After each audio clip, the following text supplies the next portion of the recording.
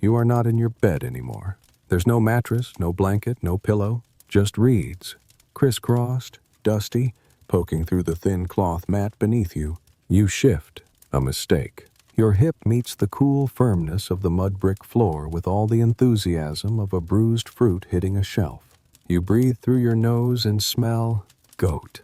Not the fun, frolicking cartoon kind. The real kind. Faintly sour, earthy, slightly judgmental. And somewhere beyond that, smoke. Charcoal, probably, or burning straw. Your eyes open. It is still dark, but not for long. Because in ancient Sumeria, the sun doesn't wake you. Your chores do. You sit up slowly. Your back crackles like thin parchment. Your knees resist. The silence is total, except for the scratch of chickens somewhere nearby, and the steady drip of water leaking into a cracked pot. That pot has been leaking for days. You haven't had time to fix it. You might not ever. You reach for your tunic. It's not warm. It's not clean. But it's yours. And more importantly, it's the one not covered in baby goat stains. You tug it over your head. It snags on your hair. You untangle it without swearing because the kids are asleep. And for 5 more minutes, you'd like them to stay that way. You tie your belt with fingers that already feel dusty. Your sandals wait for you by the door. One is missing a strap. You put them on anyway. You squint through the dimness toward the little niche in the wall. Inside it, a bowl of lentils and a single date. Last night's leftovers. You consider eating it now, then think better of it. The day is long, and your stomach is not your friend. You push the reed door aside and step out. The air outside is cooler, but not fresh. There's always smoke, from cook fires, from drying dung bricks, from the neighbor who burns everything he doesn't like, including, last week, a pair of sandals he said disrespected his feet. The stars are still overhead. You look up. You never get to look up. There's usually too much to do, but this moment, this breath is yours. You take it, and then the silence breaks. A rooster shouts like it was paid to. You jump slightly, regret it. You're back, again. In the next yard, someone coughs, then someone else groans. The day is starting, which means you don't have time to. You walk around the side of the house, careful not to trip over the sleeping dog. He lifts one eye at you, then rolls onto his back. Typical. At the cistern, you ladle out cold water and splash your face. It's bracing, a polite word for a slap from nature. You dry off with the edge of your tunic, which is pointless. It's already damp. The ox is staring at you. He's not tied. He doesn't need to be. He's seen the routine 100 times. He knows when you're late, and he judges you for it. You feed him first. Some grain, a soft word, then a quiet threat.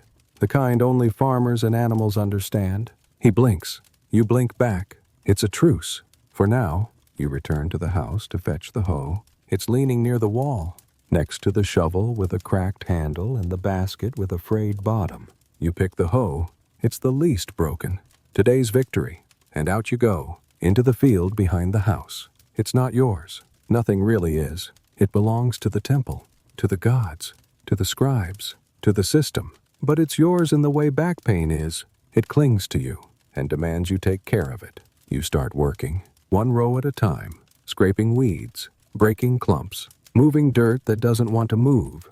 The sun has not risen, but sweat already dots your brow. Somewhere behind you, a child whimpers in their sleep, and a voice calls out from another roof. It's your neighbor. He says good morning, then asks if you've fixed that leaking pot yet. You have not. You say nothing. He laughs, and then coughs. Again, that's how you know he's finished talking. A rooster crows again, louder this time.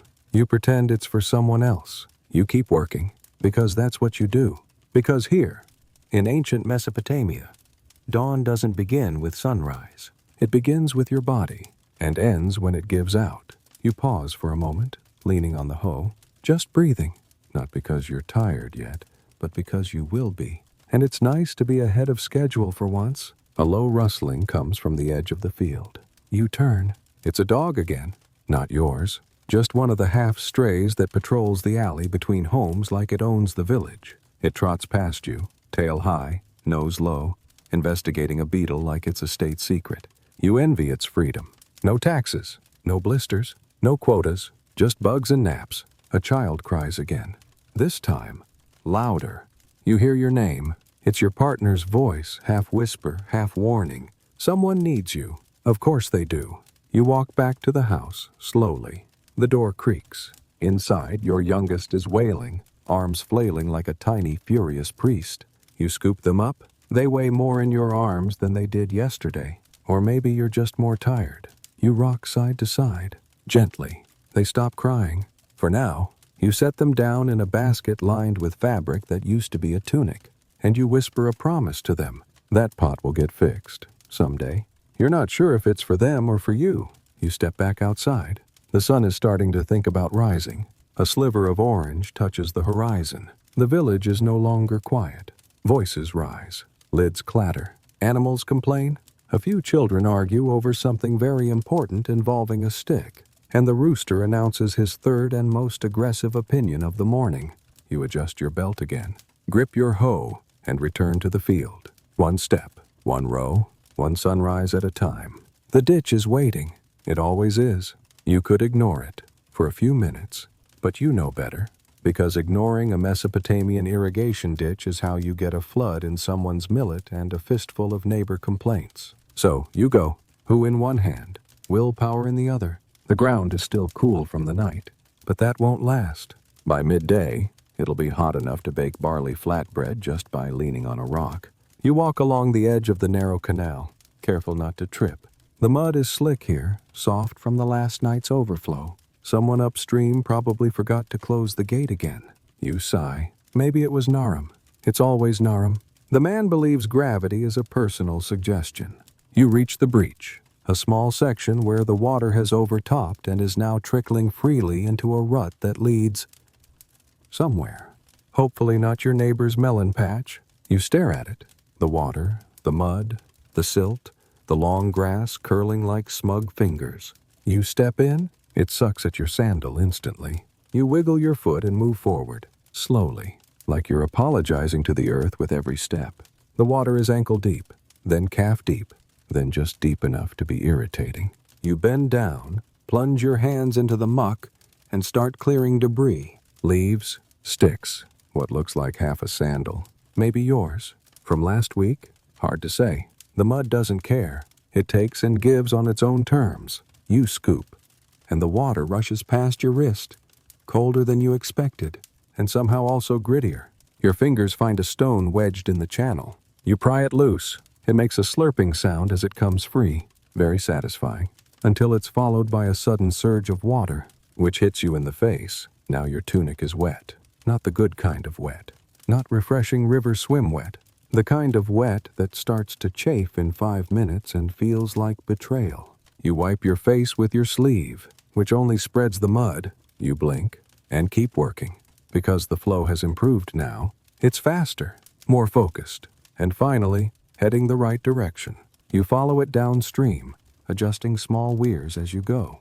Tiny mud dams, built with the love and precision of someone who has no alternative. You pat them into place. Test them with your fingers. They mostly hold. You crouch beside one, watching how the water eddies. It's almost hypnotic. For a moment, you forget how tired you are. You just watch. Then a bee lands on your arm. You do not move. You do not breathe. You try to recall whether Sumerian bees sting out of malice or justice. Eventually, it leaves. You live another day. You straighten up slowly. Every joint makes a soft complaint. But the ditch is better now. It flows the way it should, which is a rare and beautiful thing in Mesopotamia. You take a step back to admire your work, then slip. Both feet go out from under you. You land squarely on your back in the mud. There is a pause. The sky looks down. The sun blinks. Somewhere, a lizard witnesses the whole thing and makes no comment.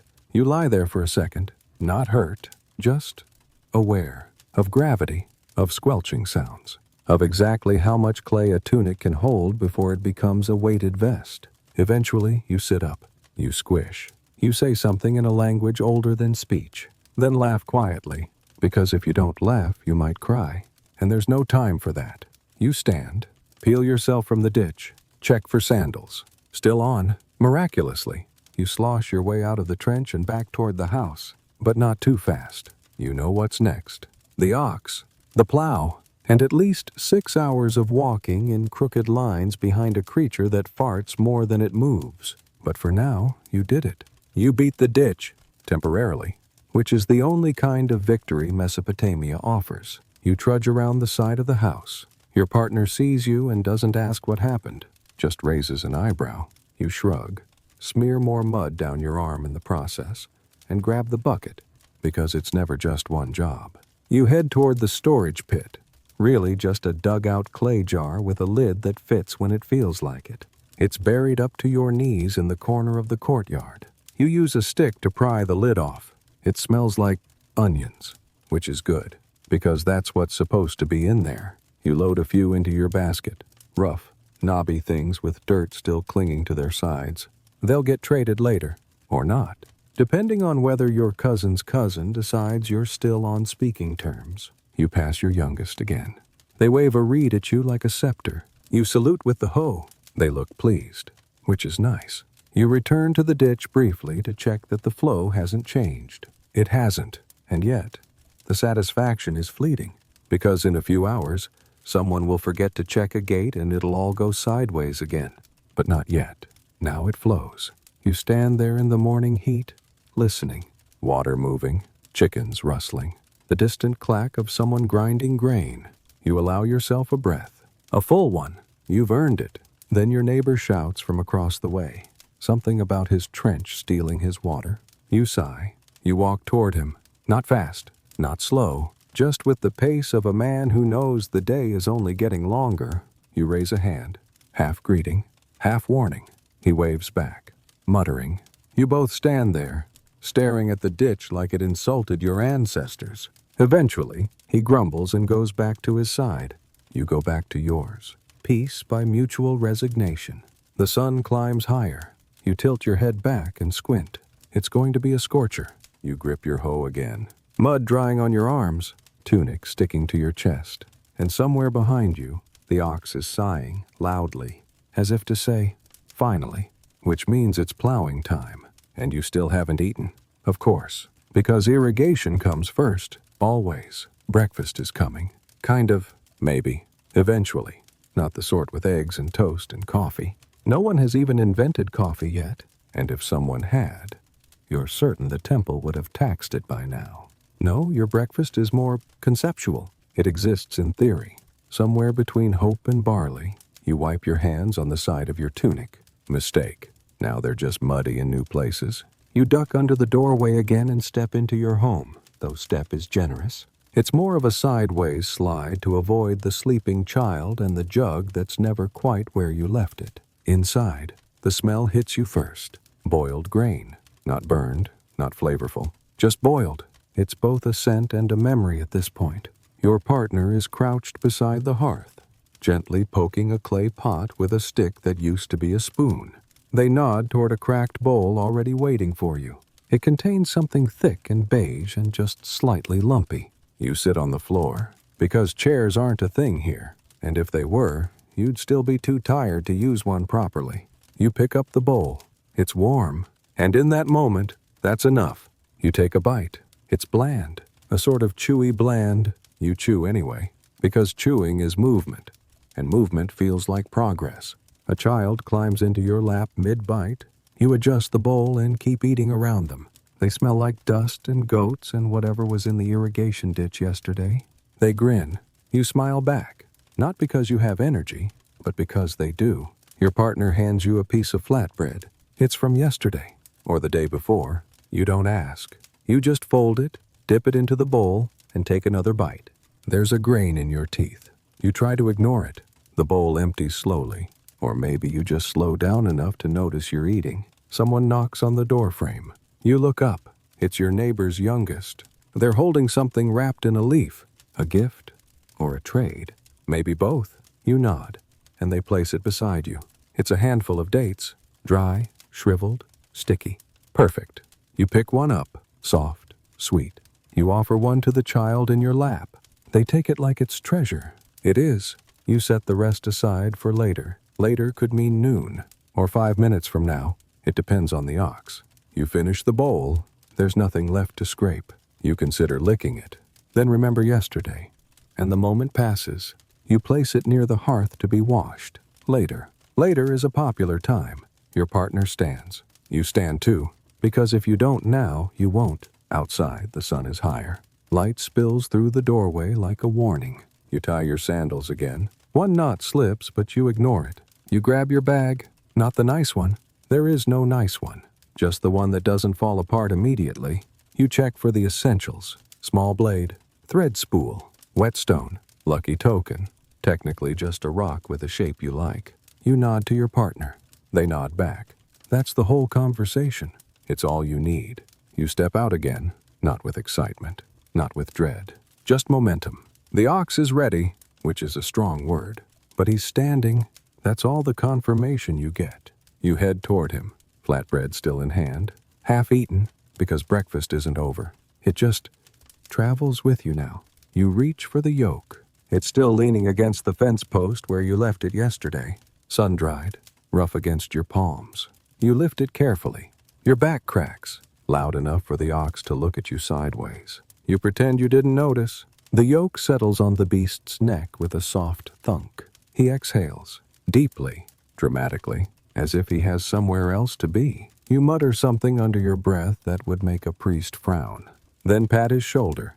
Twice, he grunts. The plow is nearby, half buried in dry straw.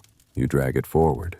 It resists, like it also had breakfast and would prefer a nap. You latch the harness, double-check the ropes, and straighten. A small boy walks past with a chicken under one arm. He nods solemnly at you like you've joined a sacred order. You nod back, because in a way you have the sacred eternal order of those who plow first. You step behind the ox. He steps forward.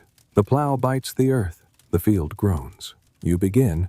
The first furrow is always crooked. It doesn't matter. You'll fix it on the second pass. Probably. The earth is dry, except where it isn't. Every now and then, the blade hits a patch of clay and jolts like an insult. You grip the handle tighter. Adjust. Move forward. The rhythm sets in slowly. Step, drag, grunt, repeat. The sun warms your neck. Your tunic clings. The strap across your chest digs in a little deeper with every yard. But the lines behind you start to form, rough, uneven, but present. Progress. You glance up once, just long enough to see a flock of birds turn in the sky. Somewhere beyond the village walls, someone is playing a flute, badly. But it's music, and it's enough. You refocus. The ox lumbers. You follow, flatbread in your mouth, mud on your feet, and the taste of barley still faint on your tongue.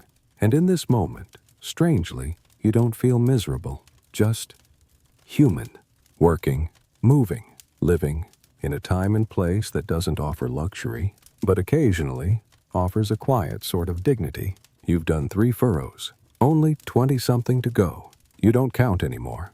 It's easier that way. The ox doesn't care. He walks the same pace whether it's the first line or the last. And that pace? Glacial. If glaciers farted every 7 steps, you adjust the plow handle. It squeaks, not a sharp squeak, more like a long sigh from a tired wooden ghost. The blade catches a rock. You jolt forward. The ox doesn't notice. You do. You grit your teeth and lift the handle a bit higher. Not enough to help, but enough to feel like you're doing something.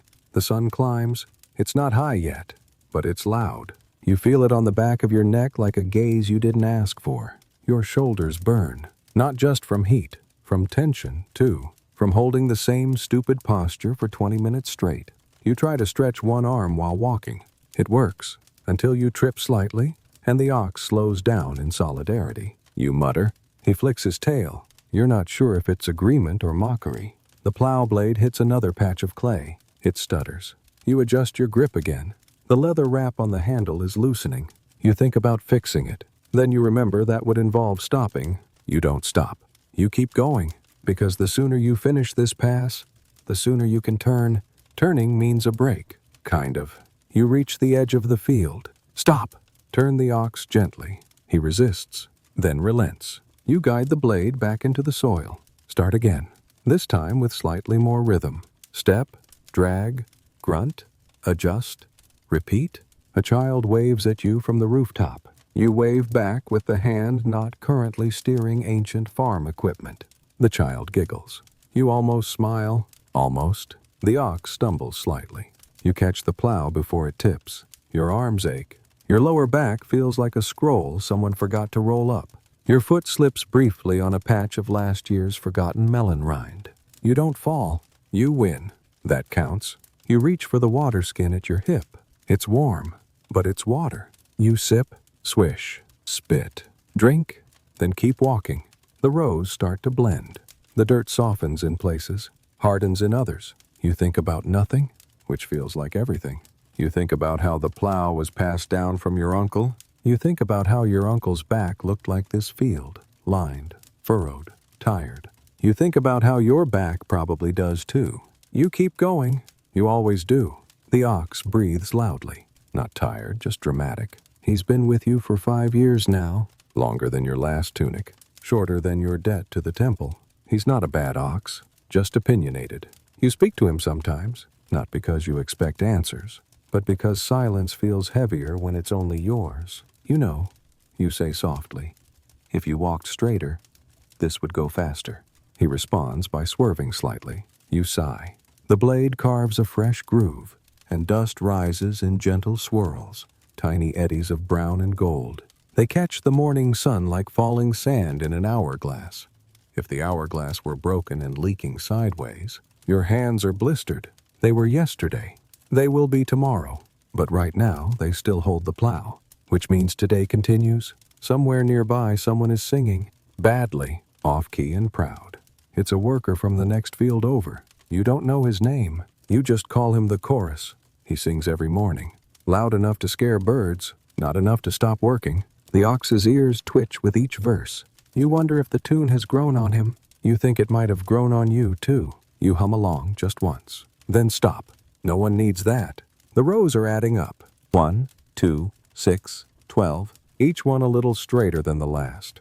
A little deeper. A little cleaner. You glance at your shadow. It's longer now, which means the sun is climbing. You're halfway through, maybe more, maybe less. You don't ask the sky for numbers, just mercy. Your knees ache. Your ankles throb. You push forward, because the plow only moves if you do. That's the rule. Ancient, unspoken, and absolutely enforced by reality. The ox huffs again. You take another sip. The water is nearly gone. You stretch your back once more. It doesn't help, but the act of trying fools your brain for 5 seconds. 5 seconds is gold. The blade strikes something. You freeze. It's not a rock. It's not clay. It's pottery. You kneel, brush away dirt. A broken jar neck. Probably nothing. Maybe something. You set it aside. You'll check it later, or forget it entirely. The ox begins moving again without you. You scramble back to position. The blade slips into the groove. Work resumes. The field continues. The world narrows to hooves and dust and rhythm. And then, at the far end of the row, your partner stands. Hands on hips, holding a cup. You blink. They wave. You wave back. They point at the cup. Water, cool, fresh, generous. You don't run. You don't stumble. You simply steer the ox one more time. Finish the pass. Unhook the yoke. Pat his side. And walk slowly, gratefully toward the cup. You take it in both hands. Drink, not in gulps. In pauses. Each sip is a blessing. Each breath between them, a reward. Your partner watches. Says nothing. Just nods. You nod too. And smile. Not because the work is done, but because you're still standing, still walking, still plowing, still here. The sun is no longer rising. It has arrived. Overhead, radiant, heavy. It doesn't shine, it presses.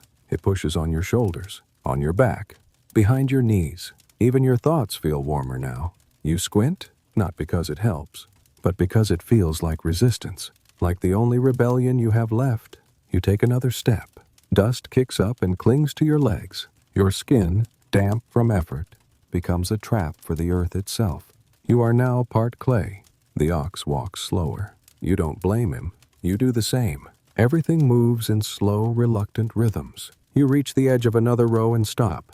The plow handle creaks softly. It sounds like it's exhaling too. You lean against it and glance upward. The sky is blank, a sheet of pale light, too bright to be blue. No clouds, no birds.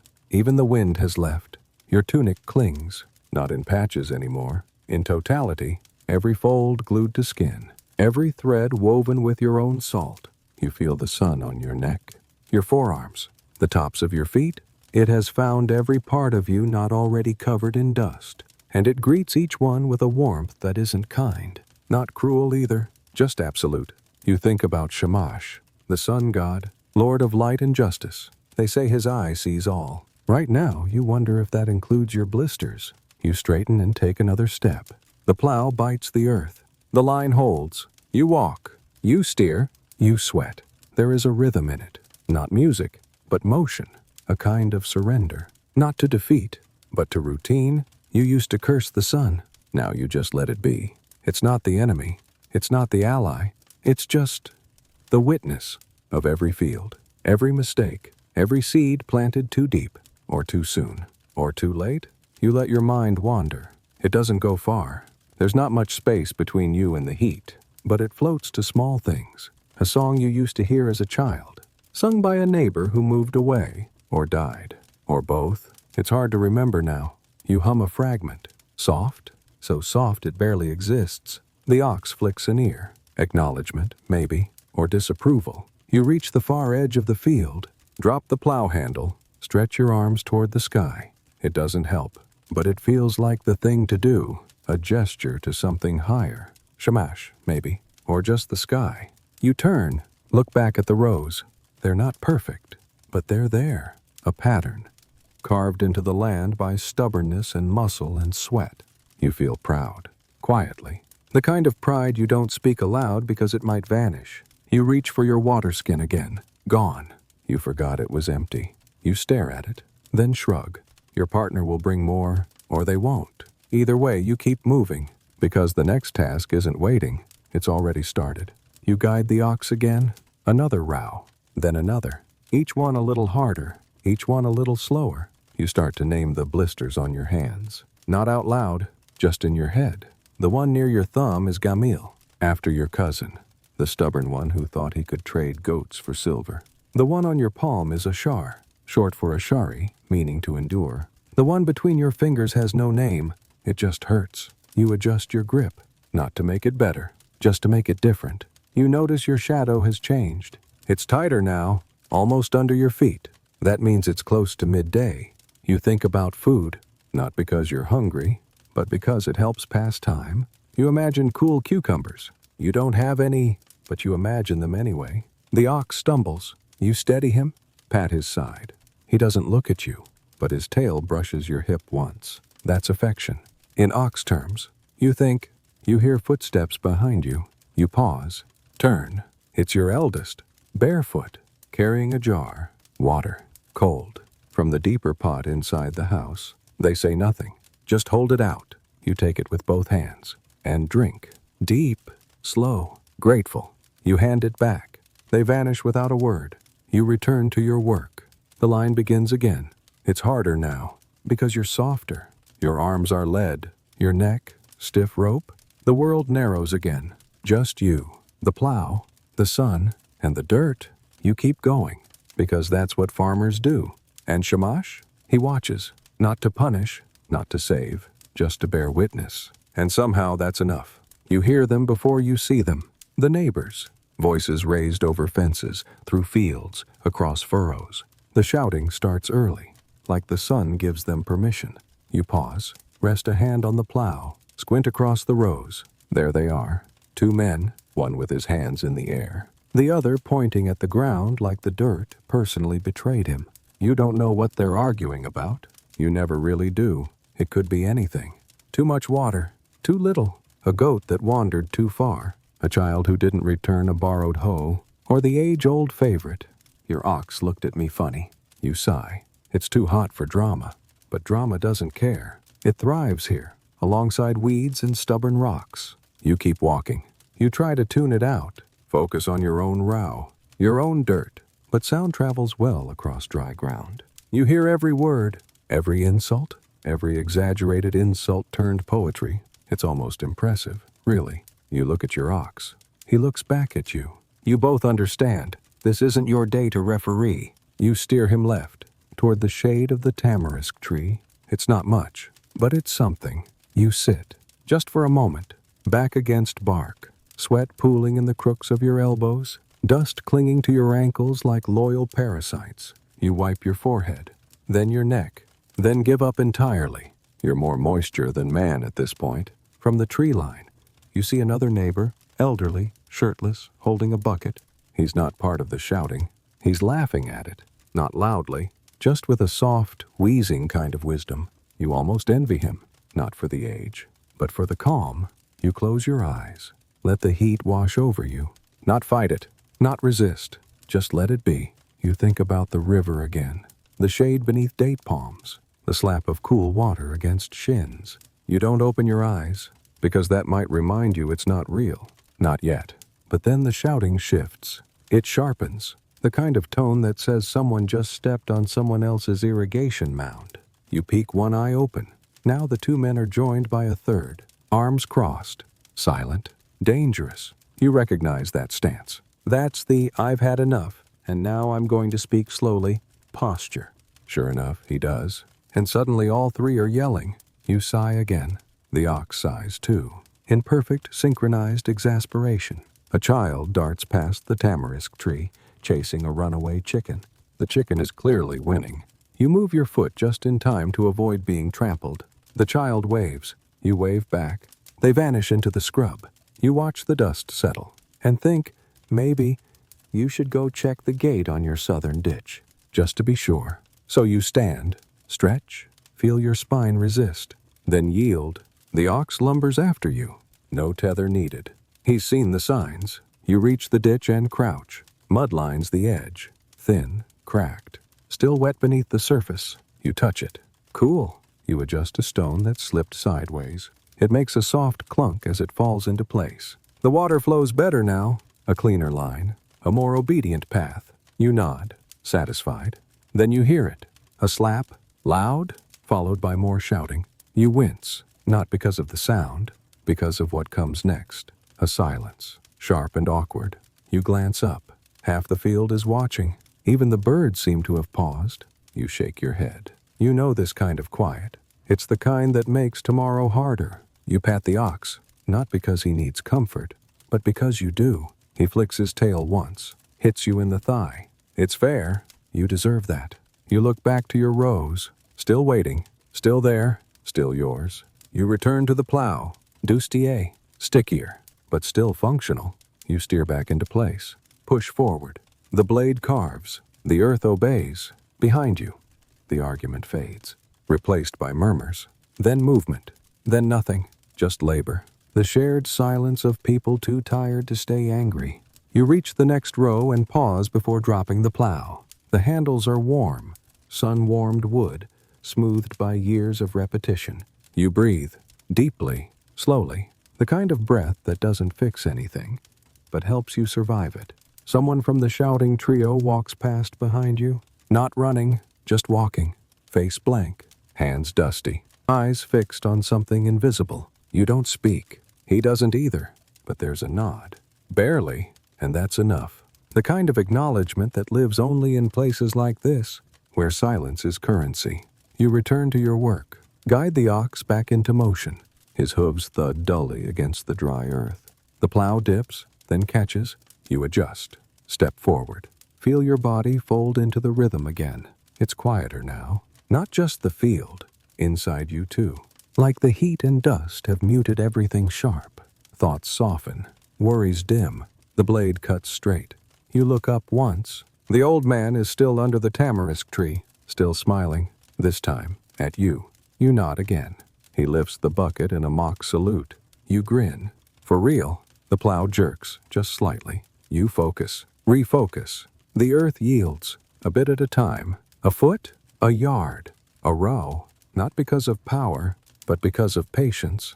You look at your ox and wonder how many mornings he's done this with you. How many more he will. You reach the row's end. Turn again. Set your shoulders. Take a breath. And begin again. Because sometimes, peace is not found in shade or silence, but in motion, in shared burdens, in knowing that even after shouting fades and chickens escape and tempers boil, you still have your row, your work, your place. You still belong to the field. And for now, that's enough. Midday comes with a stillness so heavy it feels like time has stopped breathing. The oxen lie in the shade of a low wall, sides heaving, tails flicking at invisible irritants. Your shirt clings to your skin, soaked through with sweat that stopped cooling you hours ago. The sun burns without enthusiasm now, more like a weight than a flame. You set your tools down, not neatly, but with intention. A signal, for now. This moment is not about survival. It's about pausing long enough to pretend you're more than work. Lunch. Your wife brings out a basket wrapped in woven reeds. She doesn't speak. There's no need. Inside, bread, rough and cracked at the edges, still warm from the coals. A bowl of lentils, thick and dark. Steam curling from the surface like a ribbon too tired to rise. You sit on the earth. There is no blanket, no cushion, just dirt that's slightly less hot than it was 10 minutes ago. The children join, one at a time. No ceremony, no greetings, just small limbs folding beside yours, eyes blinking slowly against the glare. You tear the bread with your fingers, dip it in the lentils, eat in silence, because silence is what's left when exhaustion finishes talking. Your wife hands you a flask, cool water from the deeper pot, the one buried below the threshold stone. You drink, not too fast, not too slow, just enough to remind your body that mercy still exists in the world. A breeze stirs, not a strong one, barely more than a breath, but it reaches your face, and for 3 seconds, you forget the taste of dust. Someone asks for seconds. A small hand reaches across your knee. You pass the bowl. One of the children chews with their mouth open. Another kicks dust with a bare heel, drawing loops and lines that mean nothing to anyone but them. You reach for another piece of bread and notice it's smaller than the rest. You offer it to the youngest. They take it without looking, already busy inspecting a pebble with grave concentration. Your wife eats last. You try to offer her the last scoop of lentils. She waves it away with a look. That quiet look that says she's full, even if she's not.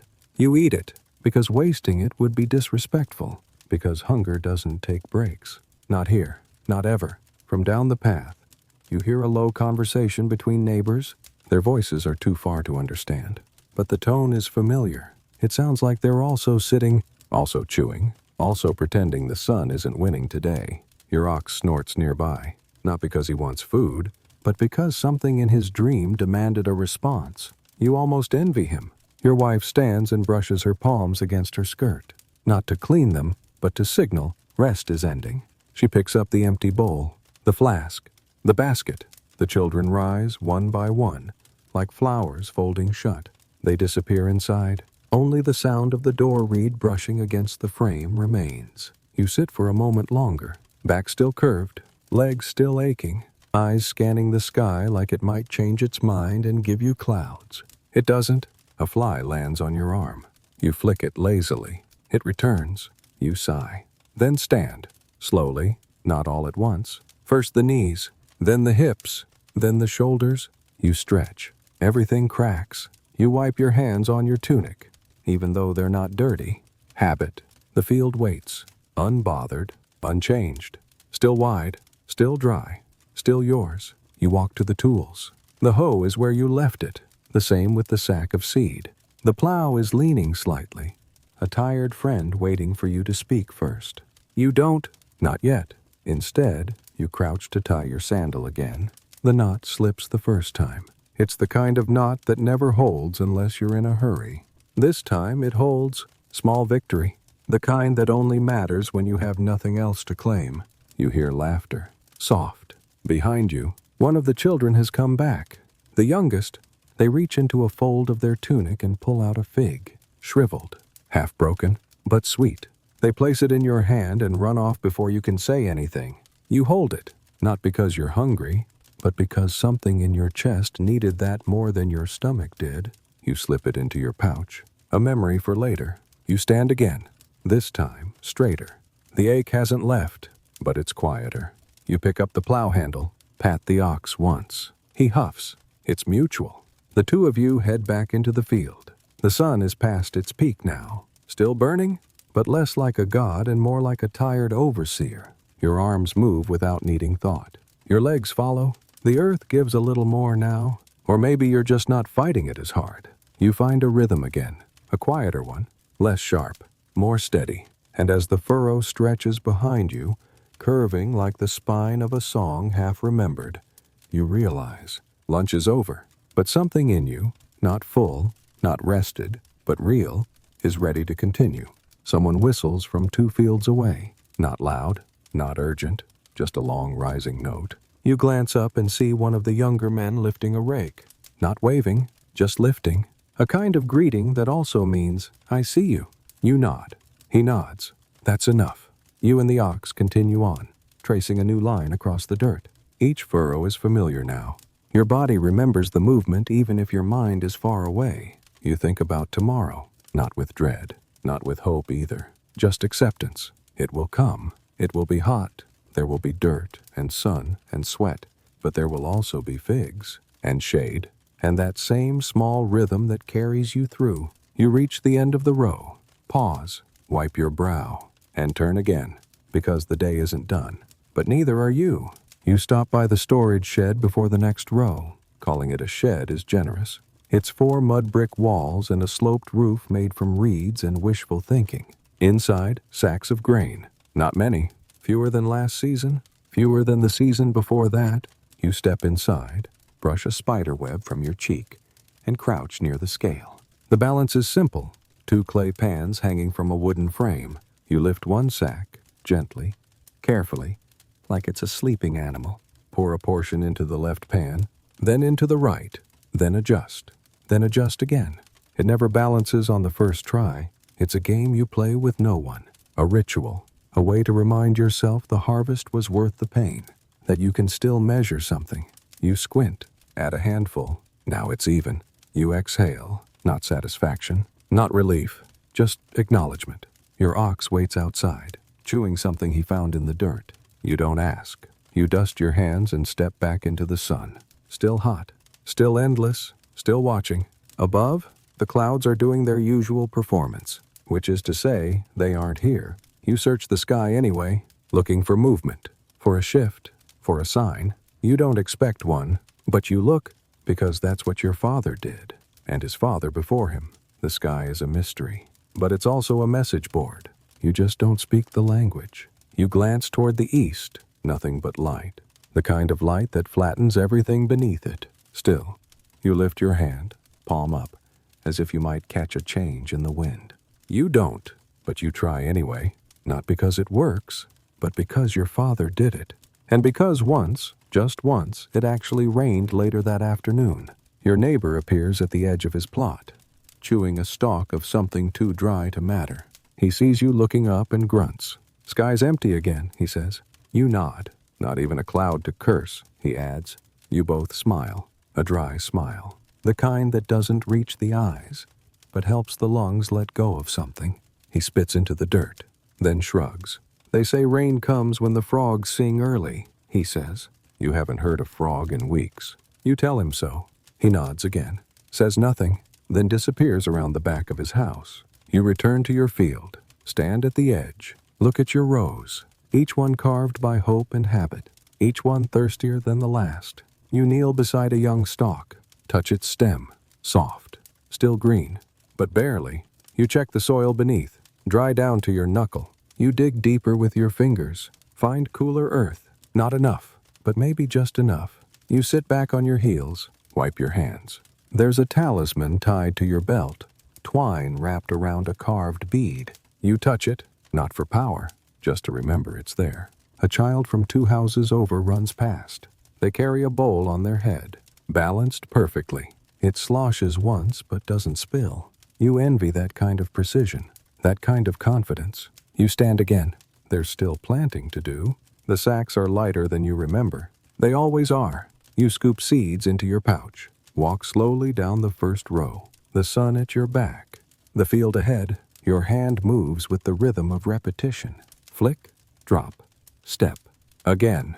Flick, drop, step. It's not ceremonial. It's not spiritual. It's just planting. But in its quiet way, it is a kind of faith.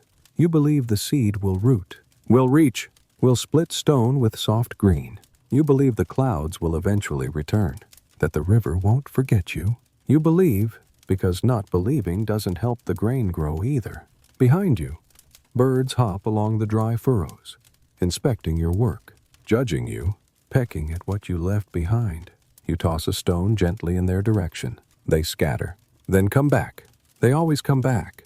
You reach the end of the row, turn, wipe your brow with the back of your wrist. Sweat streaks your cheek. You plant again. Another row, another pass, another whisper into the waiting earth. At the end of the next row, your partner waits, hands on hips, holding a bowl, not for eating, for scattering salt, a ward, a wish. A small ritual passed down with no clear purpose, but one you follow anyway.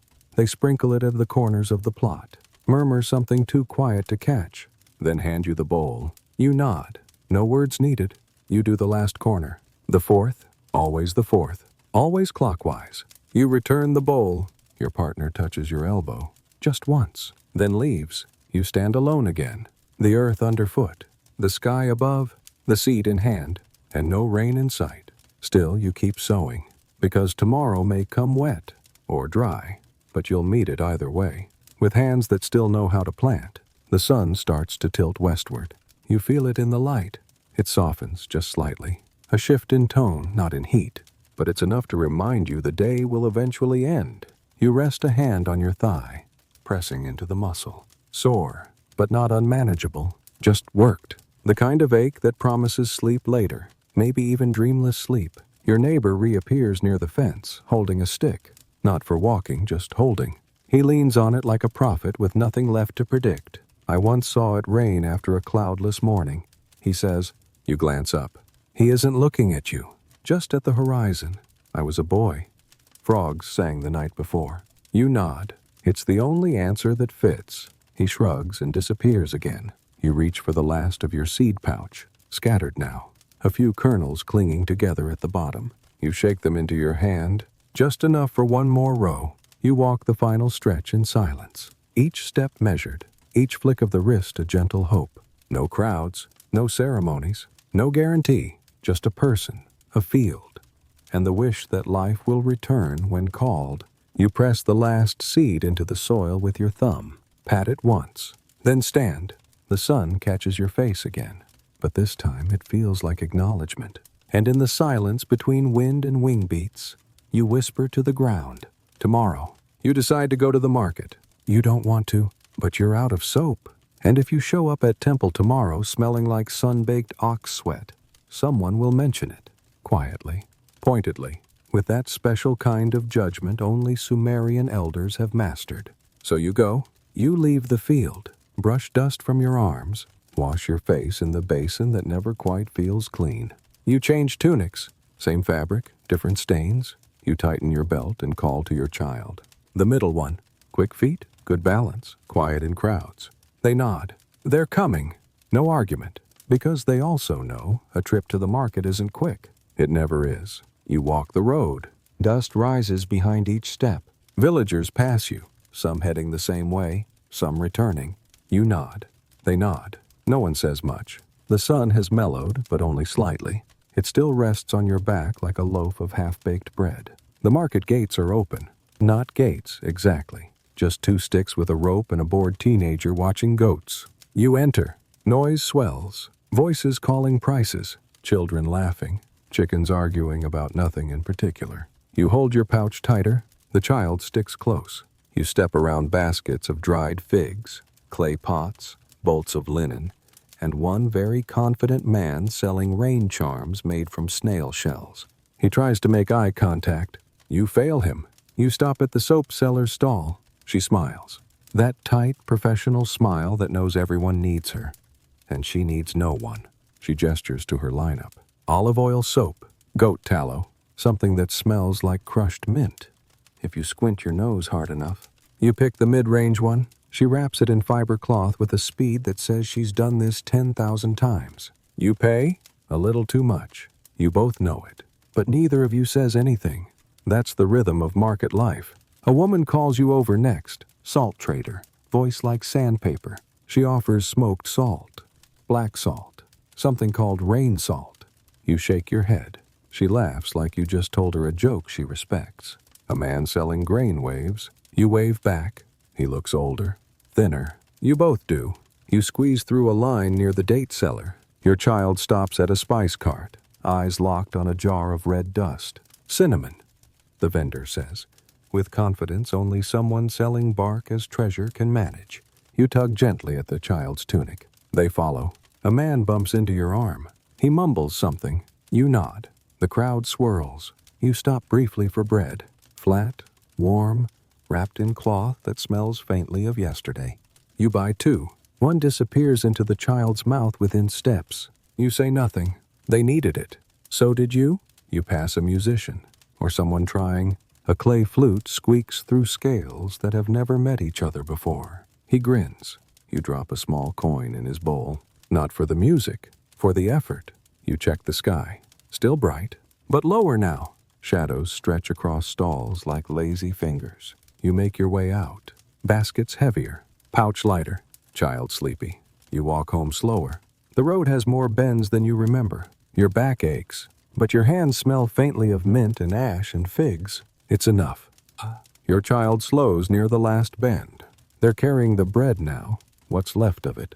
You take the basket, heavier than it looks. Your shoulder dips slightly under the weight. The village walls come into view, not real walls, just lines of homes and paths worn deeper than anyone remembers. You pass an old fig tree, bent, leaning, the same one your father once let you climb, back when your legs were shorter and your worries non-existent.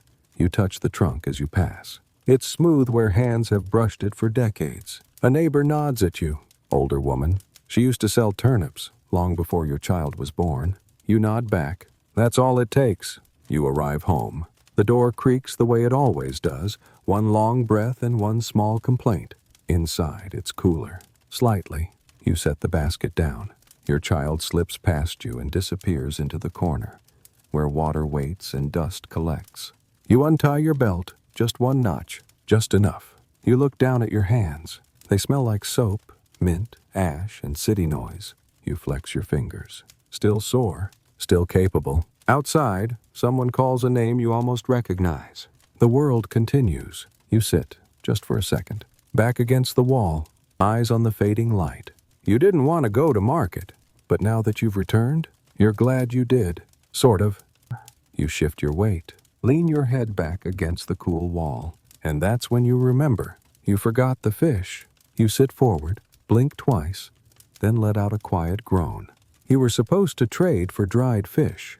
Your partner had asked that morning, right after the second cup of water, and before the child spilled flour on the floor. You run a hand down your face. There's no going back. Not today. Not with dusk already poking its fingers across the horizon. Outside, you hear the scrape of a hand mill turning grain. A baby crying somewhere farther off. The faint ring of metal on metal from a cooking pot being set too firmly on a hearth. The village is winding down. You watch a shadow pass across the doorway. Someone's lantern has already been lit. Too early for stars. Too late for errands. You pick up the soap, turn it in your hand. It smells like something clean and far away. You set it beside the basket. Stand slowly. Your knees complain, as they always do. You stretch once, twice, then reach to close the door. The wind pushes gently against it, as if to say, almost there. You nod to nothing, because sometimes nothing is enough. Tomorrow, maybe, there will be fish, or not. But tonight, you're home. And that will do. Sunset doesn't arrive. It eases in, soft as dust on your ankles. Light shifts from gold to copper, then amber, then nothing at all. You light the lamp before the dark fully takes over. Just one.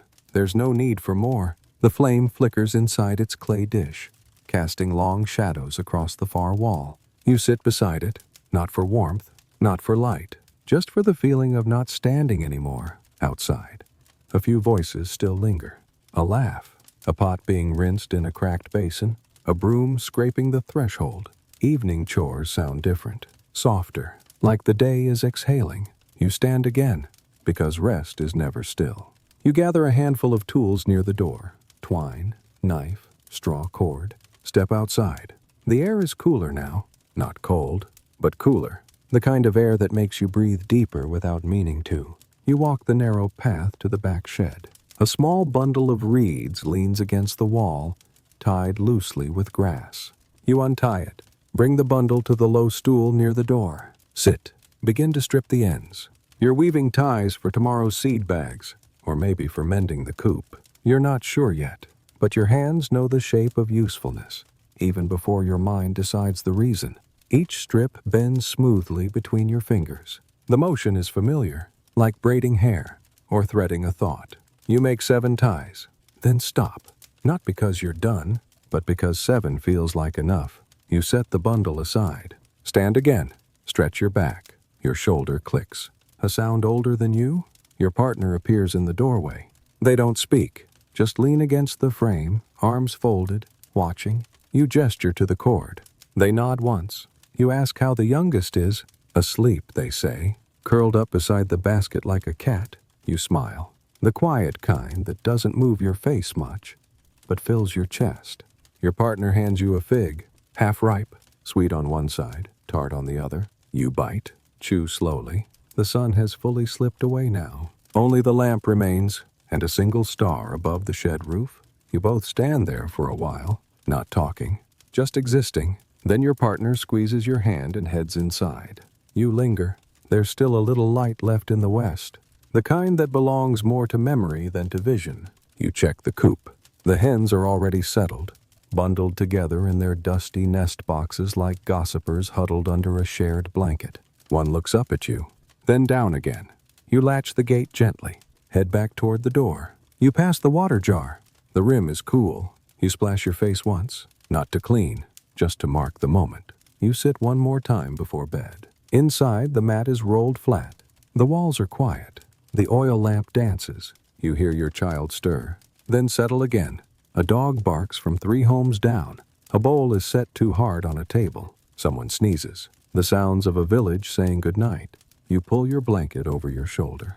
Lie flat, eyes closed, not asleep. Just letting the day leave you.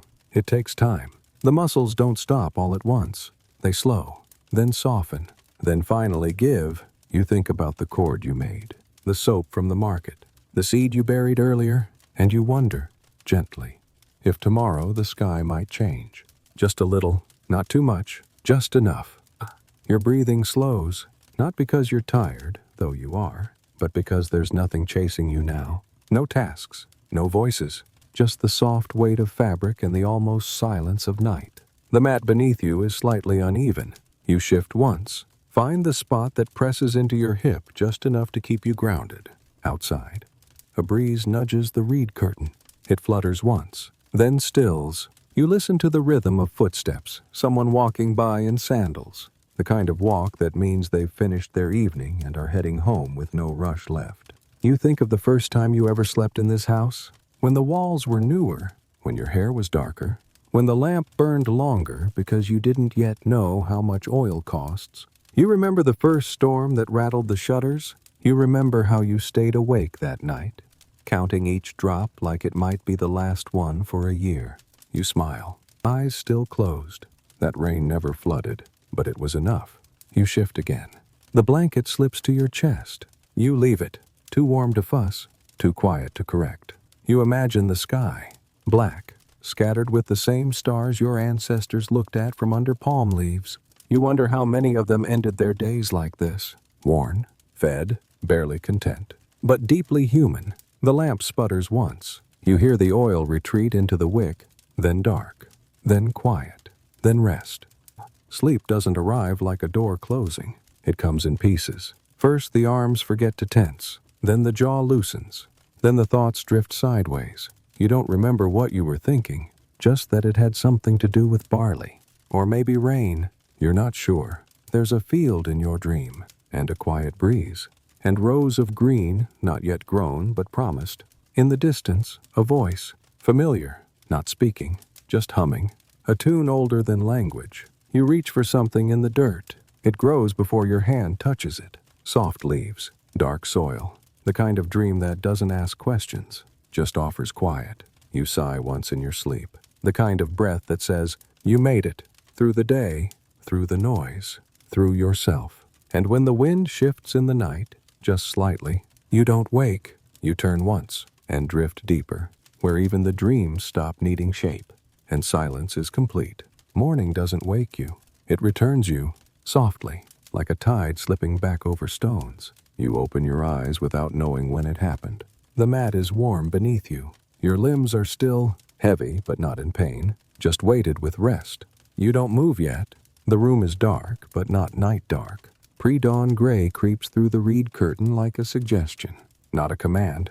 The air smells of clay and sleep and the faintest trace of ash. You breathe, long, slow, grateful. Your body remembers the field before your mind does. It lists small things first.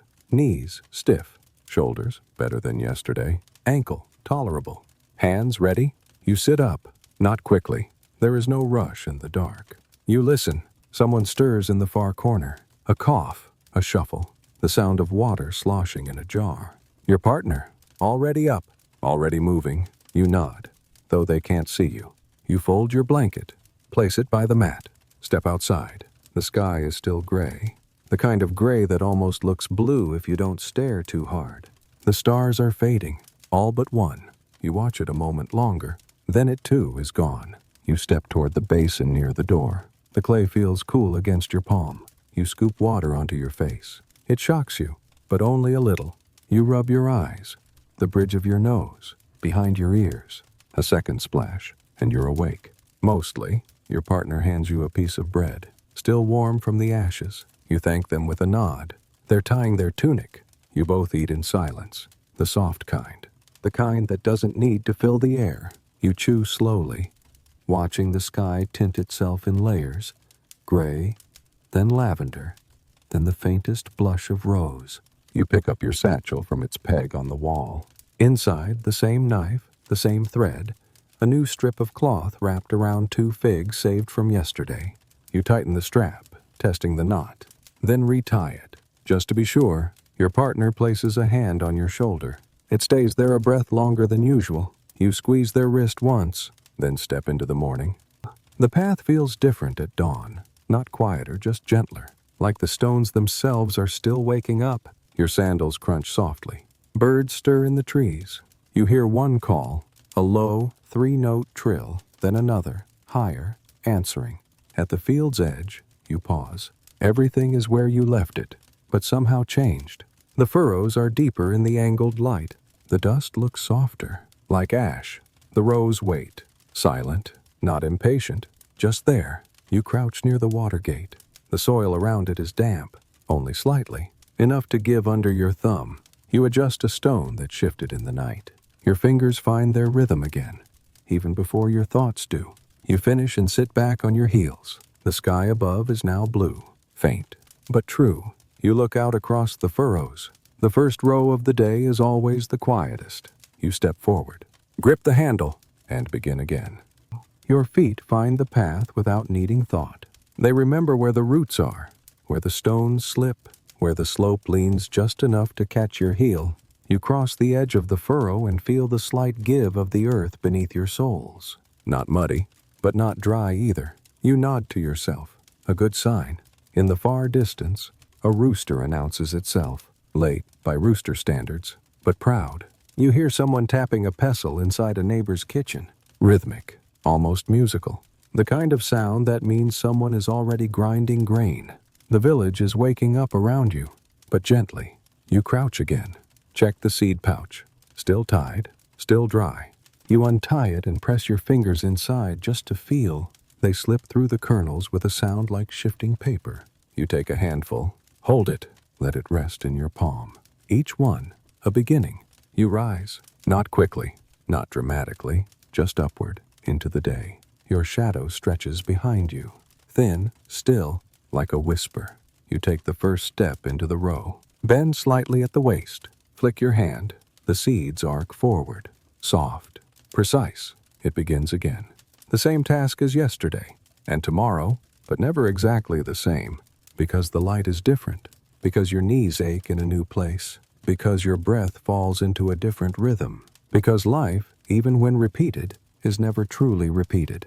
And as the morning air brushes your cheeks and the first bird lands on the fence post behind you, you smile and plant and walk forward. You reach the halfway point of the row, pause, Wipe your hands on your tunic. Look up. And there, just at the edge of the field, is your youngest, barefoot, still in their night wrap. Hair a mess of sleep and stubbornness. They don't wave. They just watch. One hand on the fence, the other rubbing one eye. You raise your palm in greeting. They raise theirs back, barely, then turn and run, back toward the house. You smile, the kind that sits behind the eyes, the kind that stays with you longer than it should. You toss the rest of the seeds in your hand. Take another handful. Breathe in the morning. Ask yourself why you still do this, day after day, season after season. But you already know, it's not for the harvest, not always. Sometimes it's just to feel your feet press into familiar ground, to hear birds start songs they won't finish, to plant what you may never eat, to walk forward because forward is where the sun is. You reach the end of the row. The sky is full now, bright, golden, alive. You turn, you begin again, and behind you, a single line of green has already begun to dream of growing. By mid-morning, the field begins to shift, not the land itself, but the air above it. The light that once draped your shoulders like silk now presses. Your tunic sticks to your back. Your brow beads faster than your hands can keep up. Still, you work, one row, then another. Not fast, not slow, just steady. The shadows begin to shorten, drawing themselves into the legs of trees and fence posts. They huddle in corners now, offering less refuge. The birds are quieter, not gone, just less insistent. Even they are pacing themselves. You stop at the end of a furrow. Wipe your hands on your tunic. Roll your shoulders once. You take a sip from the flask. It's warm, but it's water. And that's enough. Your partner waves from across the field. A signal, not urgent, just soon. You nod. You finish one more row, because leaving a job mid-row always feels like waking in the middle of a sentence. At the end of it, you pause, straighten your back, set the seed pouch aside, let your arms fall loose, and stand there, still, just for a moment. The sun climbs higher behind you. The shadows begin to shift again, this time toward you. You turn from the last row. Your feet find the path between furrows, narrow, familiar. Your steps are slower now, each one deliberate. Each heel press a reminder of how many hours you've already stood today. You pass by the edge of the field, where the water gate still hums softly. A slow, steady drip where a reed pipe leaks into the mud. You crouch beside it. Brush the edge clear with your hand. The soil is darker here, cool, forgiving. You press your palm against it. Hold still. Let the contrast sink in. Above, a hawk circles. Not hunting, just gliding.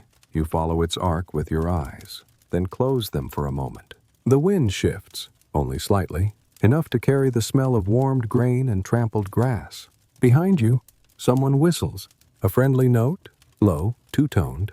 It's your neighbor, the one with the wide hat and the bad knee. He's leaning on his hoe like it's a walking stick. You wave. He waves back. No words, just mutual acknowledgement of sweat and soil and sun. You reach the shade of the tamarisk tree.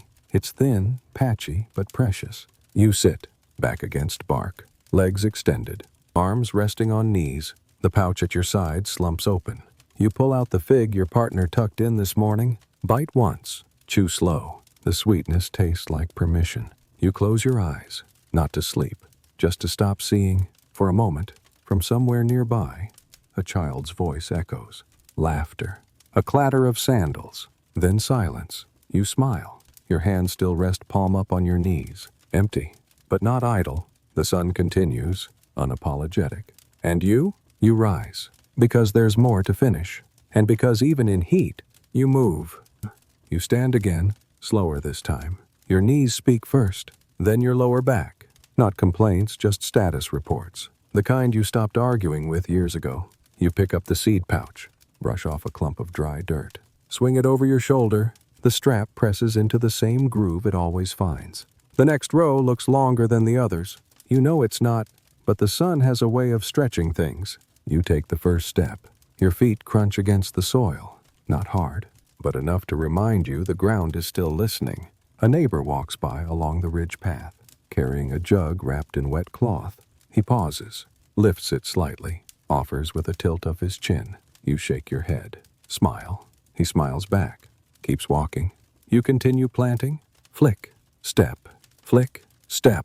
The rhythm returns. Slower now. Less crisp. But sure, your mind begins to wander. Not far. Just to old rows, old seasons, old you. You think of how many times your hands have reached into a pouch like this. How many thousands of seeds you've scattered into soil that never promised anything. And yet, here you are, still sowing, still trusting, still moving forward. You pause mid-row, flex your fingers, untie the wrap around your wrist, roll it up, press your thumb into the spot it usually rests. It's sore, but functional. You look back at the row behind you. Neat, consistent, alive with potential. You take a breath, wipe your forehead. The sky above has gone from pale to fierce, but below, you still walk, you still plant, you still begin. You reach the far edge of the field. A thin row of reeds sways just beyond the last furrow. You rest your hand against one. The stalk bends slightly beneath your palm. A quiet exchange, nothing spoken, but something shared. From the corner of your eye, you see someone in the next field. A boy, no older than 13, trying to guide an ox that isn't interested in being guided. The plow skews sideways. The boy stumbles, tries again, fails again. You smile, but not unkindly. You remember that age, that same field, that same struggle. The ox eventually moved for you too, but not because you were strong, because you were stubborn. You look back at your own rows, straight enough, not perfect, but full of effort, full of mourning. You crouch once more, plant the last handful of seed, not with ceremony, but with care. Then stand, brush your palms together. Dust rises and falls. You press one hand to the small of your back. Stretch, then begin the slow walk back to the house. Each step quieter than the one before, each shadow now behind you, each breath filled with soil and sun, and something softer too. Satisfaction, maybe, or simply stillness. At the gate, your partner waits. They say nothing, just offer a cloth to wipe your face. You take it. The fabric is damp, cool. You press it to your cheek. And for a moment, everything stops, except the wind. By early afternoon, the field holds its breath. Even the weeds have stopped moving. The sun no longer travels. It rests, squarely above you, pressing its heat into soil, stone, and skin alike. No breeze, no bird song, no motion, except yours. You're halfway through the last section, just beyond the tamarisk, at the slope behind the northern ditch. It's the kind of patch that doesn't want to be planted. The kind you save for last because it asks more than it gives. The soil is dry here, too loose in some places, too hard in others. You test each spot with your foot before each step. Still, you plant, flick, step, flick, pause. The sun at this hour sharpens everything. Even your own breath sounds brighter. Your shirt clings to your ribs. Your wrist wrap is soaked. You loosen it slightly, let it fall down to your forearm. The seed pouch is lighter now. You're close, just a few more rows. But distance feels different at this hour. 5 rows might as well be 50. The sky is almost white now. You've stopped looking at it. Instead, you follow your own feet, shadowless on the ground. Even they've given up making outlines. You pause at the end of one furrow, shake your arms out once. The joints crack softly, more whisper than warning. You reach for the flask again. It feels lighter than before. You drink anyway. The water is warm, metallic from the sun, but you drink every drop. You look around.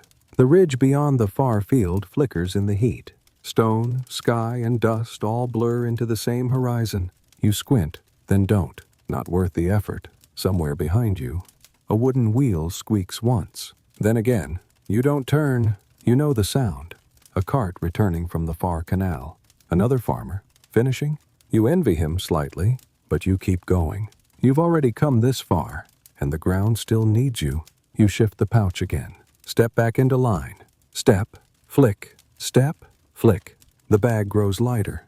You begin to count without meaning to. Not numbers, not seeds, just rows, moments, shadows. You pass a patch of thistles, half burnt by sun, still defiant. You don't step around them. You let them brush your calf. They don't scratch. You're too wet, too warm, too gone to notice. 1 row left. You straighten. Wipe your hands on your thighs. Plant slower now, not because you want to, but because your legs decide. Your fingers tremble slightly, but they don't stop. You reach the end of the final row. Place the last few seeds gently, not tossed, not thrown, just set. And press. You rest your palm on the earth a moment longer than usual. Cool, not cold, but enough. You exhale. It's long and flat. Not relief, just release. You tie the seed pouch shut. Loop it twice. Your knuckles don't bend like they did this morning. You walk the edge of the field, avoiding your own footprints, avoiding the thought that this will be here again tomorrow. You don't resent it, but you don't invite it either. You pass the reed post. Touch it once. The bark is dry, but it gives slightly beneath your palm.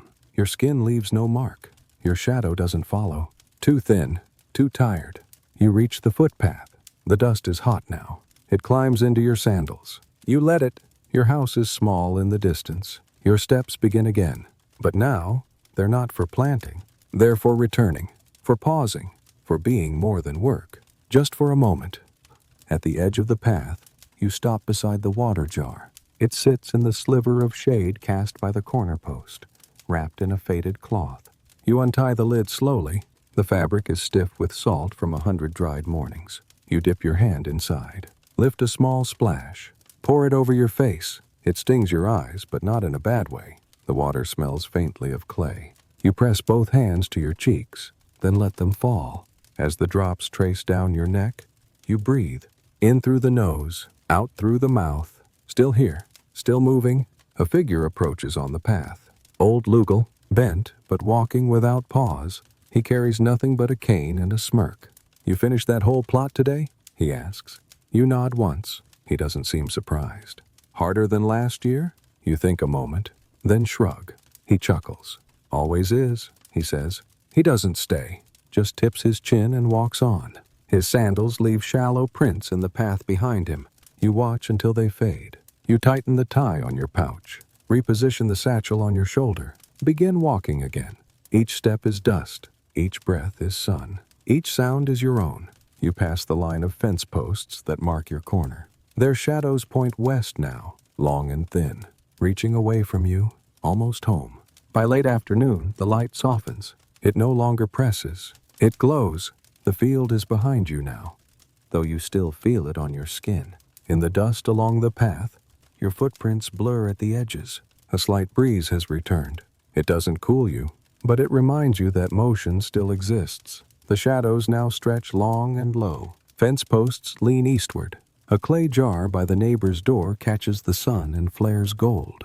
You pass it in silence. No one calls your name. No one needs to. They saw you walking. That's enough. The door to your home stands half open. You duck inside. The light inside is different, soft, amber, filtered through woven reeds. Your partner sits cross-legged on the floor, slicing roots into a shallow dish. They glance up, then back down. They already know you're finished. For now, you sit beside the basin. Wash your hands slowly. The water is cooler than expected. Your skin looks darker than this morning, more soil than self. You scrub your nails gently. Dip again. Watch the ripple flatten. Watch it disappear. The child stirs from sleep, unwraps from the cloth, blinking once, then twice, then smiles. You dry your hands with a corner of the cloth that hangs near the door. It smells faintly of smoke and crushed mint. You fold it back into its place, then rise. The mat is already rolled out in the corner, cooler than the floor. You sit. Let your back find the wall. Let your shoulders slide downward, not slumped, just finished. Your partner pours something from the pot, a slow ladle into 2 shallow bowls. Stew of lentils and onion, soft from hours of heat. They hand you one. You nod instead of thanking. They nod back. The child joins, still blinking sleep from their lashes, still warm from rest. They sit on your other side. 3 of you, close, eating slowly, quietly. The way people eat when words are not needed. The sun drops lower. The house darkens, but not all at once. The corners dim first, then the ceiling, then your hands. Outside, someone sharpens a tool, metal against stone. Once, then again, then silence. You look up. Through the reed window, a pale pink smudge spreads across the sky. One bird cuts through it, fast and silent. You finish your bowl, set it near the basin. Your partner stacks the rest. No one hurries. The day has already done enough of that. You step outside, barefoot now. The ground is warm, but not harsh. Your heel finds familiar grooves in the clay step. You lean against the post. Breathe once. The wind returns, softer than before. It carries the smell of dust, ash, water, and something else. Distant grain, maybe, or memory.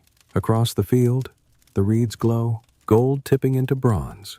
The fence line stretches its shadow all the way to your toes. You don't move. A dog barks once, far off. Then nothing. You hear the scrape of a clay bowl being rinsed, the whisper of fabric folding, a sigh. Maybe yours, maybe not. You turn to the wall, press your palm to the mud brick, still warm. You leave it there, just long enough for your skin to match its heat. And then, you let go. You step back inside. The room is dimmer now, but not cold, the kind of dimness that settles, that says, enough. You hang your satchel by the door, unloop the seed pouch and place it beside the window. The clay ledge holds its shape well. Even after seasons of sun, you unwind your wrist wrap, lay it flat to dry. It smells like salt and dust in the shape of your hand. Your partner folds the mat. Not all the way, just enough to clear space. They sweep slowly, barefoot in short motions. You tidy the corner. Straighten the cloth on the low bench. Wipe a smudge from the wall with your thumb. Little rituals, not because they must be done, but because they signal the day is no longer doing, only being. You stand by the window. Outside, the sky has lost its gold. Now it leans violet. The fence posts blur. So do the reeds. You exhale again. And step out, not to go anywhere, just to pause, to let the last of the sun brush your cheek before it disappears. You sit on the step. Draw your knees up. Rest your chin.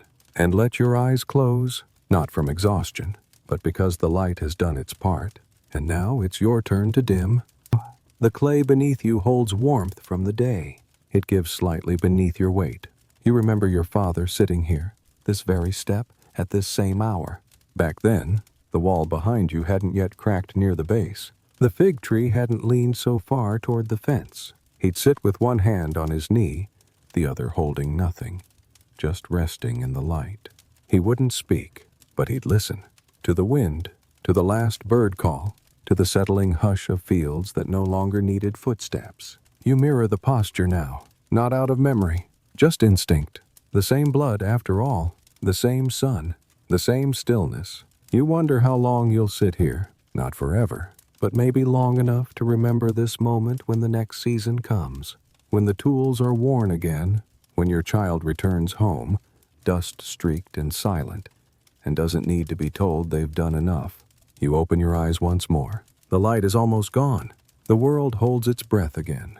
Not in tension, but in peace. You stand slowly, leave no trace, and step inside. The night welcomes you without question, and the door closes softly behind. Night doesn't fall all at once. It filters in, through the gaps in the roof that never quite seal, along the seams of the reed mat.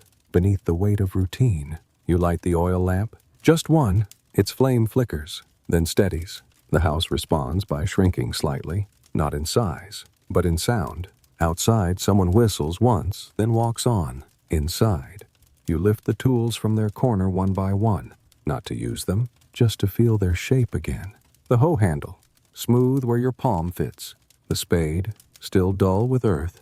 The worn loop of the seed pouch. You untie the bundle of cord, retie it, tighter. The knots feel familiar. You hang each piece back where it belongs. Each motion is slow, not because you're tired, though you are, but because you want them to rest properly. Tools deserve that. The child lies curled near the threshold. Your partner moves softly behind you, folding the last cloths, closing the lid on the grain jar. A cup of water sits on the floor, untouched, but waiting like tomorrow. You sit, not because you're finished, but because sitting feels different now, more deliberate. The clay beneath you has cooled. Your back finds the same groove in the wall it always does. Your partner joins you, not close, not far, just enough. They rest their hands on their knees. Exhale. No one speaks. The night continues without asking for sound. You glance toward the seed pouch, still tied, still waiting. Tomorrow, you'll open it again, pour its contents into your hand like memory, but not yet. You shift, Your fingers trace the line in the wall where the plaster has faded. You don't remember when it cracked, only that it has always been there, like the roof, like the silence. The oil lamp gutters once. You lean forward and adjust the wick. It steadies. Soft light returns. The child breathes evenly, deep. No dreams stirring their limbs tonight. You wonder what they'll remember. Years from now. This room? This lamp? The sound of your hands tying knots in the dark? Or only the hush, the steady presence of people who loved them, quietly and completely? Eventually, you lie down. Not quickly, not all at once. First, one shoulder meets the mat, then your spine, then your heels. Your hands fold over your chest. Not crossed, just resting, as if they too have finished their day. You stare at the ceiling. The reed beams crisscross like ribs. They creak once in the wind, faint, like a house exhaling. The lamp glows lower now. Its wick has shortened, or maybe the oil is nearly gone. You could refill it, but you don't. Not tonight. You close your eyes, just briefly, but they don't open again. Outside, a dog shifts. A pot cools on someone's windowsill. A tree sighs, all things finding their place. Inside, the breath of 3 people rises and falls, not in sync, but not far off. You hear it. You count it once, then lose count. The silence grows thicker, but never heavy, just full. You don't dream yet, but you drift, not toward anywhere, not toward anyone, just downward, toward rest, toward sleep, toward another beginning. When the seed pouch opens again, when the ground is once more a question, and your answer, as always, is yes. Sometime later, you wake again, not fully, just enough to know the air has changed. Cooler now, still heavy with silence. You sit up slightly, reach for the cup of water near the wall. It's warmer than before, but wet enough to matter. You drink only once, then listen. The lamp is out now, no surprise. In its place, the moon has claimed the floor. It rests in a rectangle near the child's feet. They haven't moved, still curled, still safe. You stretch your legs. Carefully, don't disturb the quiet. Your partner sighs, softly, not from distress, just breath adjusting to the dark. You lie back down, one arm beneath your head, the other across your chest. Your fingers find the edge of the mat, as if anchoring yourself. You wonder if tomorrow will be the same, or different, and realize it doesn't matter, because you'll meet it the same way, with earth, with seed, with silence. You close your eyes, and this time, you do not open them, not until morning, before the light comes, before even the first bird calls. You are already awake, not fully, but enough to hear the world thinking about morning. The mat beneath you is still warm where your body lay. Your breath is steady. Your eyes are open, but not searching. You don't need to see. The air smells of clay, and old smoke, and sleep. It's still dark, but no longer night. You rise slowly, each movement deliberate, each sound folded into silence. The lamp remains unlit. There's no need for it now. The stars have begun their retreat. The sky turns from black to ink to the barest suggestion of blue. You cross the room, feel for the cloth bundle near the wall. Your fingers find it without thought. The seed pouch, still tied, still waiting. You place it by the door. Set your sandals beside it. You don't speak. There's no one to wake. Not yet. Outside, the first rustle stirs in the grass. A bird, maybe, or wind. The world isn't asking anything of you yet, but it will, soon. You crouch near the basin. The water is cool. Your hands cup it gently. One splash to the face, another for the neck. You stand again, reach for your belt. Tie it tight, not for comfort, but for steadiness. Every knot you make this early feels like a promise. The house around you breathes softly. Your partner still rests. The child turns once, then stills again. You add one more cloth to the satchel. Brush the pouch once for dust. Check the heel of your sandals. They're worn, but good enough. You step outside. The earth meets your foot with softness. There's no sun yet, but the path already remembers where to lead you. You walk it like muscle memory. Past the reed fence, past the fig tree. You pause at the corner where the eastern sky opens wide. It isn't bright, but it's waking. Somewhere behind you, a hen calls low. A dog stretches, shakes, settles again. No one else is moving. You keep walking. The field isn't far, but each step stretches time. Your legs remember the climb. Your shoulders remember the weight. You carry nothing heavy, but you feel full, not with food, but with return. You reach the first row, still faint in the dark, still untouched. You untie the seed pouch, its drawstring soft from years of pull. You slip your hand inside. Grains tumble over your skin. Cool, silent, ready. You kneel at the head of the row, not as ritual, just as rhythm. The air around you is still gray, the kind of gray that holds its breath. You plant the first handful, not fast, not slow, just placed. You stand, move forward, repeat. The pouch empties slowly, row after row. As you work, the sky lifts. Its blue edges unfurl, faint pinks, then soft golds at the rim. You don't look up often, but when you do, you see your shadow, just beginning, long and thin, stretching west. You walk with it, ahead of the day. As always, you remember something your father once said, or maybe never said, just something you understood from watching him. The ground doesn't need to see you, it just needs to feel you. You press your foot down, scatter another handful. Let the silence carry what you don't say, and the light follows behind, never rushing, just catching up. You reach the end of the first row.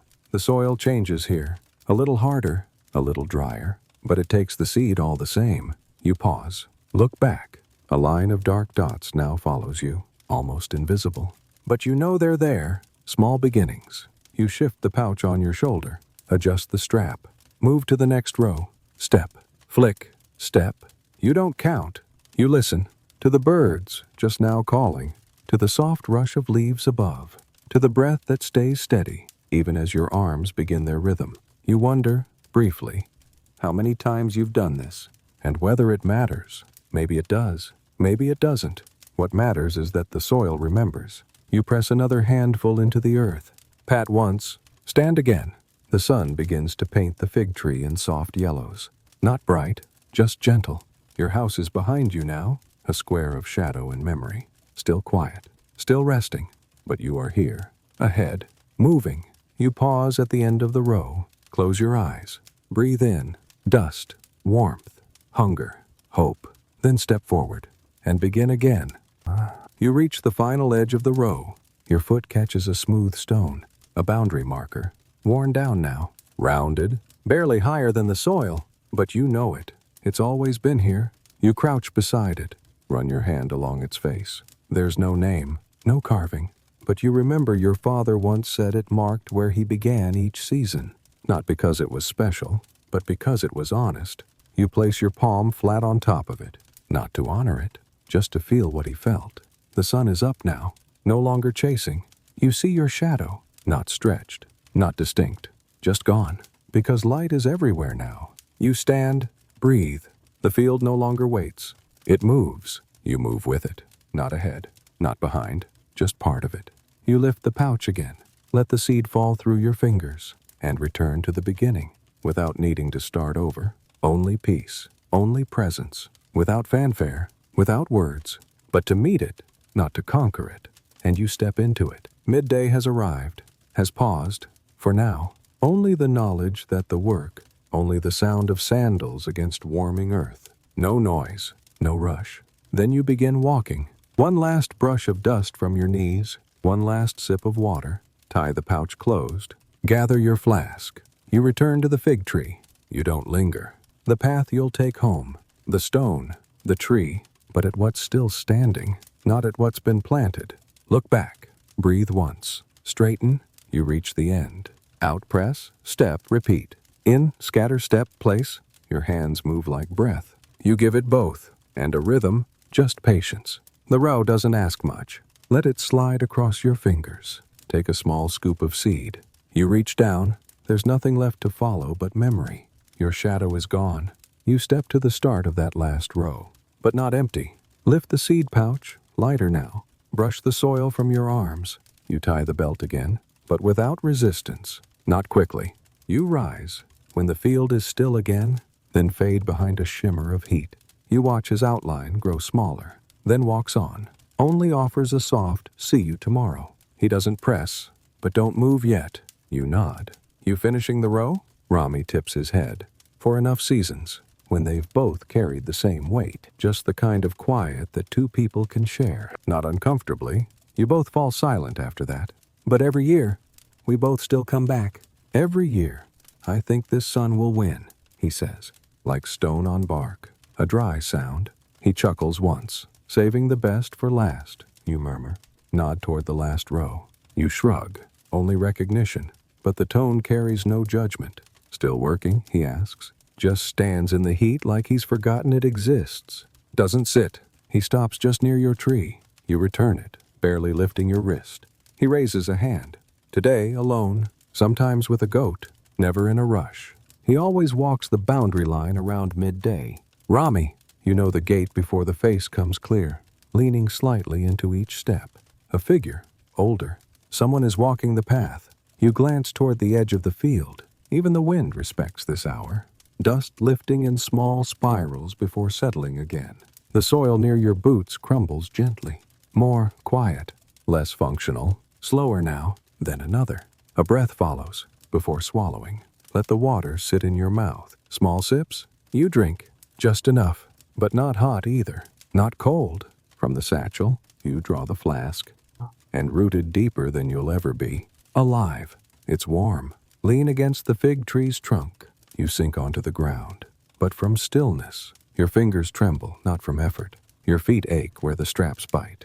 Just enough to let your ribs widen again. Not fully. Pull the belt loose. Set the pouch down. You reach it. The only one that still throws a bit of shade at this hour, but because it's close to the fig tree, not because it's easiest, one you've always saved for last. A short row. You've made your way to the final stretch. The seed pouch on your hip is nearly empty now. Even the birds go still. It quiets the field. It thickens your breath. It slows your arms, but presses. The kind that doesn't burn. Only heat. There's no shadow to follow anymore. On the soil itself, on your spine, on your shoulders. It doesn't shine so much as it rests. Right above you. It sits. By midday, the light no longer stretches. Only peace. Only presence. Without fanfare. Without words. But to meet it. Not to conquer it. And you step into it. Midday has arrived. Has paused. For now, only the knowledge that the work. Only the sound of sandals against warming earth. No noise. No rush. Then you begin walking. One last brush of dust from your knees. One last sip of water. Tie the pouch closed. Gather your flask. You return to the fig tree. You don't linger. The path you'll take home. The stone. The tree. But at what's still standing. Not at what's been planted. Look back. Breathe once. Straighten. You reach the end. Out, press, step, repeat. In scatter, step, place. Your hands move like breath. You give it both. And a rhythm. Just patience. The row doesn't ask much. Let it slide across your fingers. Take a small scoop of seed. You reach down. There's nothing left to follow but memory. Your shadow is gone. You step to the start of that last row. But not empty. Lift the seed pouch. Lighter now. Brush the soil from your arms. You tie the belt again, but without resistance. Not quickly. You rise. When the field is still again, then fade behind a shimmer of heat. You watch his outline grow smaller, then walks on. Only offers a soft, see you tomorrow. He doesn't press. But don't move yet. You nod. You finishing the row? Rami tips his head. For enough seasons, when they've both carried the same weight, just the kind of quiet that two people can share. Not uncomfortably. You both fall silent after that. But every year, we both still come back. Every year, I think this sun will win, he says. Like stone on bark, a dry sound. He chuckles once, saving the best for last, you murmur. Nod toward the last row. You shrug. Only recognition. But the tone carries no judgment. Still working, he asks. Just stands in the heat like he's forgotten it exists. Doesn't sit. He stops just near your tree. You return it, barely lifting your wrist. He raises a hand. Today, alone. Sometimes with a goat. Never in a rush. He always walks the boundary line around midday. Rami, you know the gate before the face comes clear, leaning slightly into each step. A figure, older. Someone is walking the path. You glance toward the edge of the field. Even the wind respects this hour. Dust lifting in small spirals before settling again. The soil near your boots crumbles gently. More quiet. Less functional. Slower now. then another. A breath follows before swallowing. Let the water sit in your mouth. Small sips. You drink just enough, but not hot either, not cold. From the satchel, you draw the flask, and rooted deeper than you'll ever be, alive. It's warm. Lean against the fig tree's trunk. You sink onto the ground, but from stillness. Your fingers tremble, not from effort. Your feet ache where the straps bite, just enough to let your ribs widen again. Not fully.